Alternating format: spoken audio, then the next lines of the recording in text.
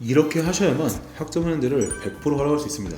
연봉 협상이나 이직을 위해 빠르게 학력을 갖추고 싶어서 원하는 대학에 편입하거나 자격증을 취득하고 싶어서 학점은행들을 진행하는 사람들이 점점 많아지고 있다. 정보를 찾고 상담을 받아보니 학점은행대로 대학교 편입이나 직장에서 인정해주고 국가자격증까지 취득할 수 있다고 한다. 이게 사실일까? 그렇다면 정규대학을 나오고 준비하는 학생들은 바보가 아닌가?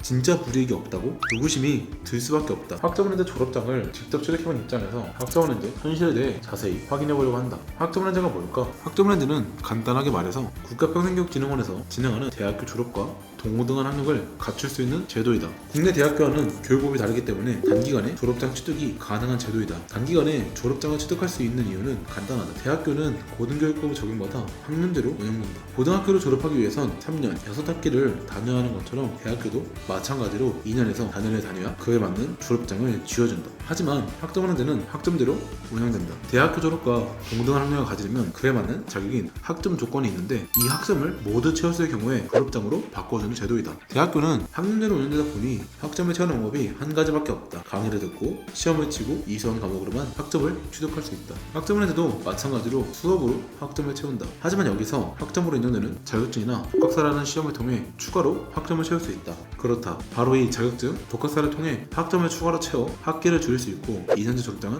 8개월, 4년제 졸업장은 1년 6개월이면 졸업 자격 학점을 모두 채울 수 있다. 자, 이렇게 빠르게 취득한 학점은행대 졸업장 취업할 때 불이익은 없을까? 대기업, 중견기업 취업은 가능할까? 정답은 어렵다고 볼 수 있다. 광고에 속아 취업하기 위해 학점은행대를 진행하고 있다면 지금이라도 정확한 방향을 잡아야 한다. 연봉 협상이나 이직 시에는 도움이 되는 건 맞다. 경력이 있고 더 나아가 학력까지 개선한 부분이니 말이다. 하지만 취업준비생 입장에서 현실은 학점은행대 졸업장만으로 취업이 어렵다는 것이다. 그러니 오늘 이 영상을 보는 여러분들은 학점은행대를 도구로 활용하는 방법을 알려드리려고 한다. 첫 번째, 취업의 목적이라면 여러분이 부족한 학력이랑 학벌까지 챙기기 위해서는 다른 방법을 찾아야 한다. 그 방법은 바로 편입이다. 편입은 대학교 전학이다. 원하는 학교, 학과 3학년 1학기로 입학하는 제도인데 3학년 1학기로 입학하다 보니 지원 자격을 갖춰야 한다. 여기서 앞에서 취득한 학점은행대 졸업장이 지원 자격으로 활용할 수 있다. 왜냐? 대학교 졸업과 동등한 학력이기 때문이다. 대학교 졸업장보다 학점은행대 졸업장이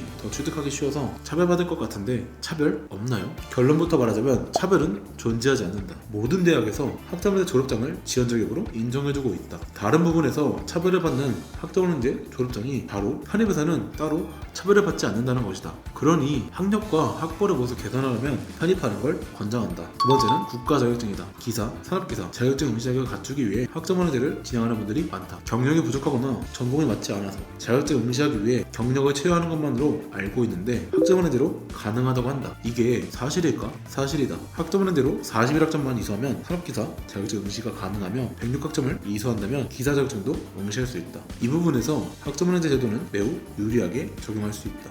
참고로 사회복지사나 교육교사, 국가자격증도 학점은행대로 취득할 수 있다. 마지막은 대학원 진학이다. 대학원을 진학하기 위해서는 기본적으로 4년제 대학교를 졸업해야 한다. 학점은행대 학사학위는 4년제 대학교 졸업과 동등한 학력이니 대학원 입학 자격으로 활용할 수 있다. 대학원은 학벌로서는 메리트가 없다고 하지만 학사학위 다음 석사학위, 박사학위까지 취득할 수 있는 그 전공에 대해 심층적으로 공부하는 기관이다. 대학원 진학을 통해 어느 정도 개선이 가능하다는 것이다. 자, 이렇게 학점은행대 현실에 대해 구체적으로 확인해보았다. 학점은행대를 시작하려면 어떻게 해야 할까? 우선 학점은행대는 두 가지 종류가 있다. 오프라인과 온라인. 오프라인은 간단하게 말해서 대학교와 똑같다. 직접 방문하고 그 학교를 다니는 것이다. 보통 모모대학교 평생교육원이나 정보학교육원, 듀이카라는 이름으로 명칭이 되어 있다.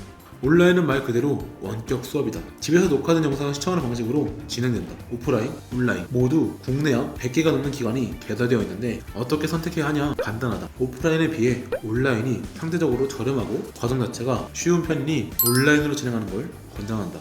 오프라인은 교수님을 섭외해야 하고 시설을 유지 및 보수해야 하기 때문에 막대한 비용이 발생한다. 반면 온라인은 녹화된 영상을 시청하는 방식으로 진행되기 때문에 막대한 비용이 발생하지 않는다. 학점은행대 졸업장 자체로는 어느 것 하나 내세울 것 없지만 이렇게 다양한 방법을 통해 활용할 수 있다는 것을 꼭 알았으면 한다.